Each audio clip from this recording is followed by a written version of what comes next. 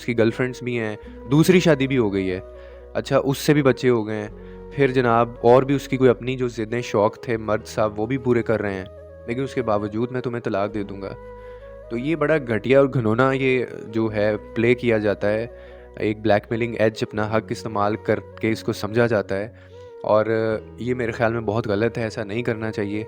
और जो बंदा देखें आपकी अगर तो उसने इज़्ज़त नहीं सारी उम्र की ना, और आपके सारा कुछ सैक्रिफ़ाइस करने के बाद भी, आपके सारा कुछ बर्दाश्त करने के बाद भी, उसकी डिमांड्स पूरी करने के बाद भी अगर वो आपको पाँव की जूती समझता है ना, तो वो आपको पाँव की जूती ही समझेगा।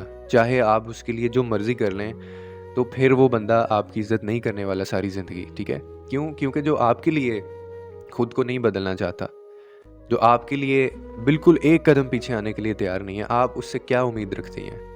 कि वो आपको आगे जाके ज़िंदगी में खुशी देगा? क्या वो आगे जाके ज़िंदगी में